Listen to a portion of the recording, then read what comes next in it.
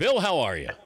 As I sit at the base of Camelback Mountain and all the red rocks and the gleaming golden light of day just coming from the east and the verdant green of this desert. I have never seen the Sonoran Desert this green with the record rains that we had this winter, in the southwest of the United States here, the greatest part of the greatest planet in our universe here. And it was so fantastic because underneath that saguaro tree, just so powerful, so magnificent, right next to the Palo Verde bloom, gold, resplendent yellow, the red tips of the ocotillo, the choyas, the aloes, all right there, and then the rattlesnakes slithering around my feet, the lizards, the iguanas, and then I looked up, and against the sun there were the circling pterodactyls, and I knew that this was my moment.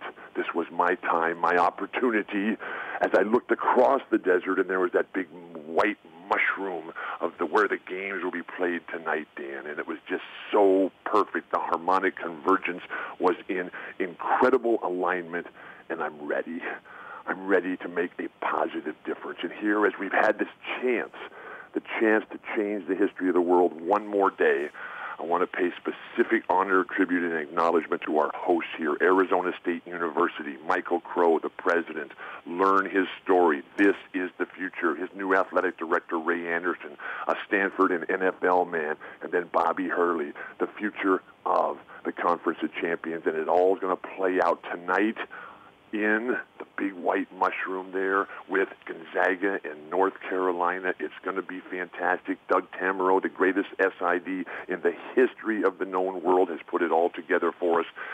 And tonight, when they put that ball up and the two hands go ever higher to determine the fate of Western civilization one more night, I am going to be there. It's going to be fantastic. I'll be with Jim Gray. I'll be with Howard Deneroff, Kevin Kugler, all the guys from Westwood One, and I am indeed the luckiest guy in the world because I get to start my day with my first conversation that is not one way with my best friend, Dan Patrick. How are you today, sir? Great. Bill's best-selling memoir, Back from the Dead, just came out in paperback. He'll be doing the Westwood One call, the radio call tonight.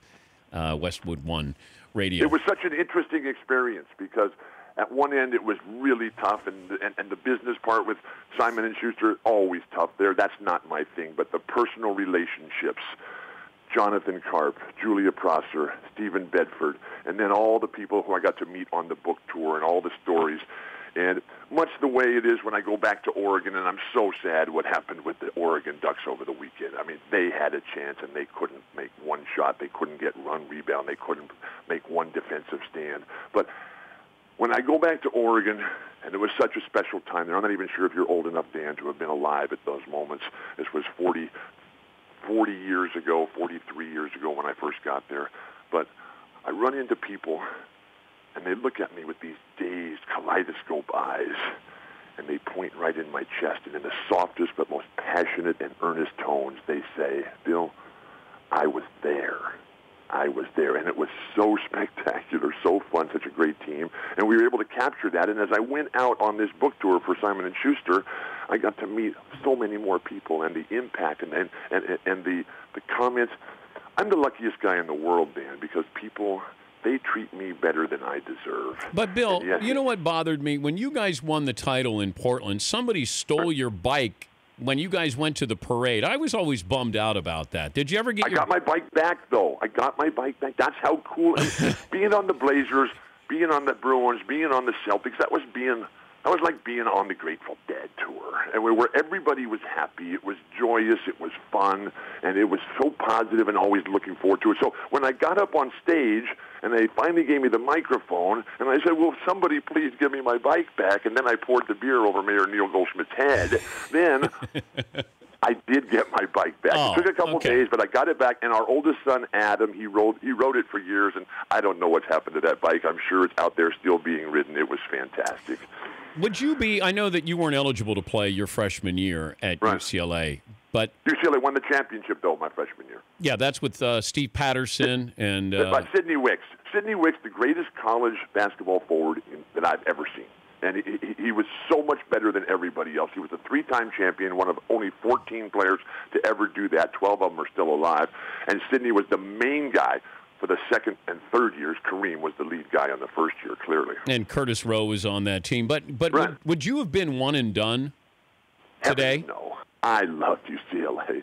I mean, that was such a fantastic time. That was my dream. I mean, it was 52 years ago in 1965, and I was 12 years old, that I first saw basketball on television. It was the Michigan-UCLA game played in the Portland Memorial Coliseum, and we didn't have a TV growing up, but I got to watch this game at a neighbor's house, and it completely changed my life because I looked at these little skinny, scrawny guys for Johnny Wooden, like Gail Goodrich and Keith Erickson and Freddie Goss. And everybody's Kenny 6'5". Washington.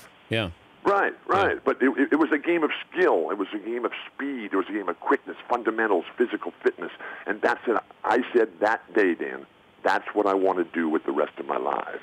And now my dreams change all the time. You got to read Phil Knight's Shoe Dog. I mean, so many life lessons in that book, including on page 2, the plan changes every day.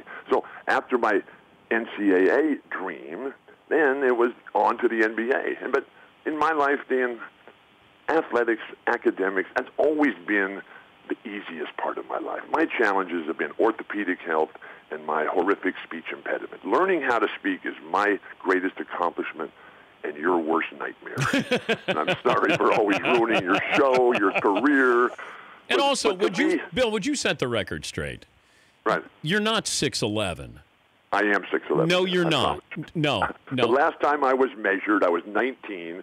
I walked across the room as Coach Wooden and Ducky Drake were doing all the measurements at the first day of practice right there. And he was going, okay, Jamal Wilkes up against the wall, 6'7", Greg Lee, 6'5", Larry Farmer, Larry Holyfield, 6'6", 6'5", and then I come walking across the room because it's my turn. As I get halfway across the room, John Wooden looks at me and he says, "You're 6'11", go back and sit down." That was the last time I was measured. I was 19. But it's not how big you are, it's how big you play. Bill, you're 7'2". You have to be 7'2". Every time I think I'm taller than 6'11", every time I think I'm taller than 6'11", I go and I stand next to Kareem, and in 10 days we're going to be celebrating his 70th birthday party at Staples Center, and Lori and I will get to be there in Luke's last game of the year as the coach. But every time I think I'm taller than 6'11", I go stand next to Kareem, and I'm 3 inches shorter than him, or I go stand next to Yao Ming, and I'm 1.5 feet shorter than Yao Ming. So, but my whole deal was always about trying to beat the big guys, because I was not the tallest, I was not the strongest, I was not the fastest, I was not the highest jumper, but the dream of beating the big guys. And that's when you know you're a player. And when you go up against somebody who's got more athletic skill and more size and more strength, and you can still get the job done. And that's going to be the challenge for Gonzaga tonight, because these teams are basically the same. Dominant, skilled, deep, physical, powerful, and well-schooled with the fundamentals by their great coaches, front lines. And then you got similar perimeter guys. But the question is going to be, it's just going to come down to, as the games did on Saturday night, who can play offense? Offense wins championships. Who can create shots?